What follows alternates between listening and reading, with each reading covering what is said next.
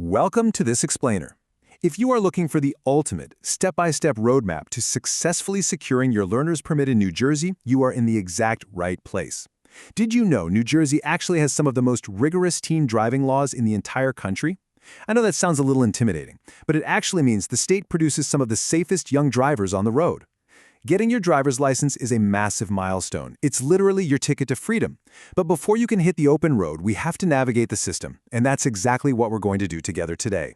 Getting your permit is your very first major step toward independence. Culturally, it's that iconic transition from relying on your parents for rides to finally taking control of your own schedule and your own life. But let's be totally honest for a second. The Motor Vehicle Commission bureaucracy can feel like a really daunting gauntlet.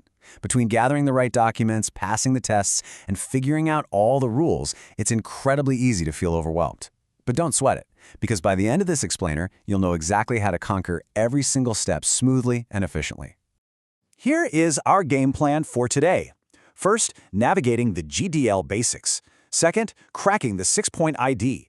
Third, the MVC testing gauntlet. Fourth, permit rules and restrictions. And finally, practice and next steps. Let's kick things off with Section 1, Navigating the GDL Basics. Understanding exactly what system you're entering is our first major checkpoint. You aren't just getting some random permit. You're entering a highly structured program. New Jersey uses what's called the Graduated Driver License, or GDL program. This multi-stage system is brilliantly designed to let you gain real-world driving experience while keeping you safe through phased restrictions.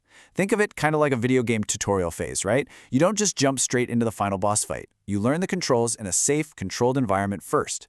This phased approach allows you to build vital muscle memory and awareness behind the wheel before taking on the full responsibility of an unrestricted license.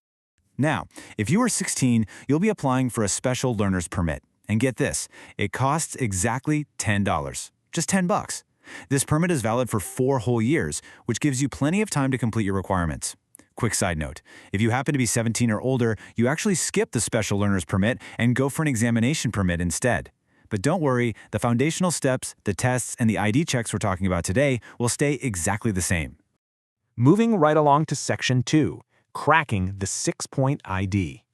This right here is the paperwork gauntlet, where so many people get tripped up before they even take a single test. 6 points of ID are absolutely required before you can even start testing. And listen closely, the MVC needs unexpired, original, or certified copies of your documents. No photocopies and absolutely no laminations are accepted. The total point value of the documents you present has to add up to exactly 6 points or more. A great actionable tip here, start checking your safe at home right now or request official certified copies from the state way in advance so you aren't frantically scrambling the week of your appointment. So how do you get those 6 points? You're going to need a mix of primary and secondary documents. You must have at least one primary document, like a U.S. birth certificate or a U.S. passport, which are worth 4 points each. And hey, for non-citizens, you can absolutely still fulfill this requirement by using a foreign passport with INS or USCIS verification as your primary document. Then you just mix in secondary documents to hit that magic number 6. For a teenager, a really great secondary option is a U.S. school photo ID with a transcript, which is worth 2 points, or a bank statement, which gets you 1 point. But wait, there's a little more.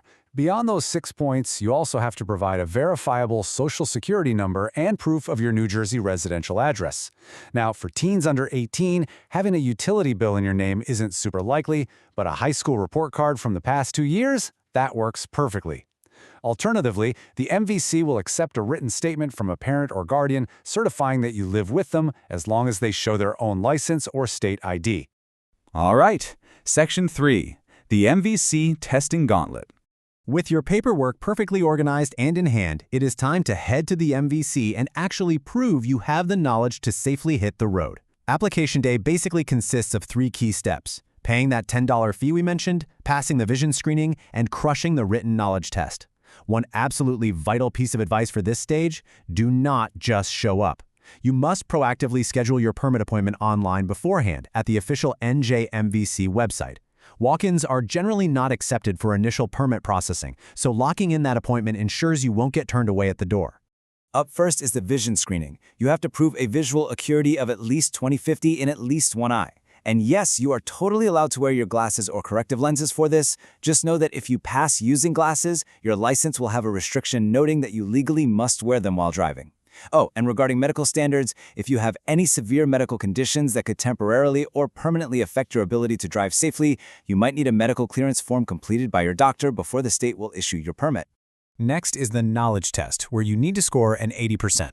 The test is made up of 50 multiple-choice questions based entirely on the New Jersey Driver Manual, covering traffic laws, safe driving techniques, and road signs. That means you have to correctly answer 40 out of the 50 questions. My absolute best advice: please don't wing it. Study the manual thoroughly and take the official practice tests offered directly on the MVC website, because those are going to accurately mimic the format and difficulty of the real exam. Now, if you're applying for the Special Learner's Permit at 16, you have one more mini-boss to defeat. You have to complete 6 full hours of behind-the-wheel driving instruction. This has to be done with a licensed instructor in a dual-controlled vehicle. This is super important because it's where you actually learn the physical mechanics of driving, like steering, braking, and understanding vehicle dimensions. Once those 6 hours are finished, your instructor actually returns to the MVC to have your permit officially validated so you can start your own practice. Section 4. Permit Rules and Restrictions.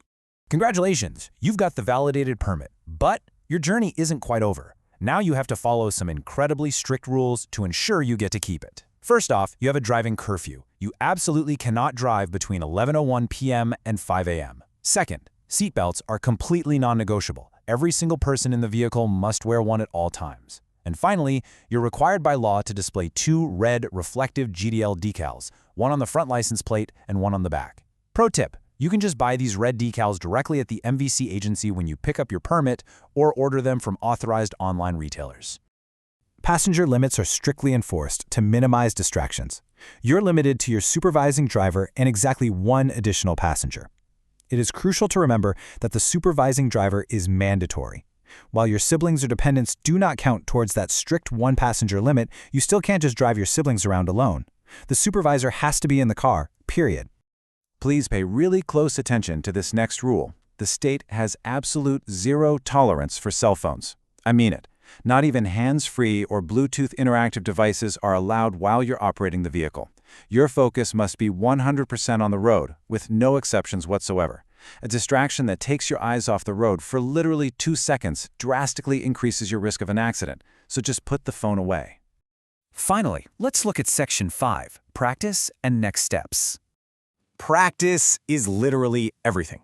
If you're under 21, the GDL program requires you to practice supervised driving for a full 6 months before you are eligible to take the basic road test.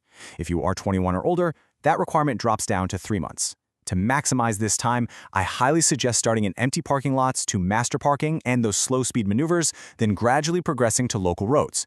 Make sure you practice in varying conditions too. Supervised driving in light rain or at dusk is an invaluable experience before you are completely on your own. During those 6 months, you can obviously never drive alone. And your supervisor can't just be your buddy. They must sit in the front passenger seat next to you. And, just to bust a common myth right now, no, they cannot sit in the back. They must be at least 21 years of age, possess a valid New Jersey driver's license, and have a minimum of 3 years of actual driving experience. What happens if you face a challenge along this journey and fail a test? Honestly, it is totally okay. Do not panic. If you fail the written knowledge exam, you just have to wait a mandatory 7 days to study up and retake it. If you eventually fail the road test, it's just a 2-week wait to try again. Just use that specific time to practice your weak spots and come back even stronger.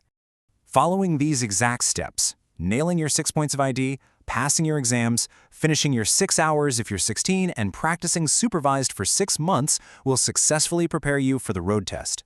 Getting all of your paperwork organized early, taking those official practice tests, and committing to distraction-free driving will ensure you smoothly transition from a permit holder to a fully licensed driver with that shiny new card in your wallet.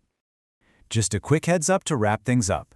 While this explainer gives you the ultimate roadmap based on current state laws, government bureaucracy, fees, and specific forms can occasionally update, so always verify the latest rules directly with the official New Jersey MVC website before you head out to start your journey. Once you conquer this gauntlet and finally secure that license, where is the very first independent destination you plan to drive to? Let that be your motivation. Thanks for learning with me today.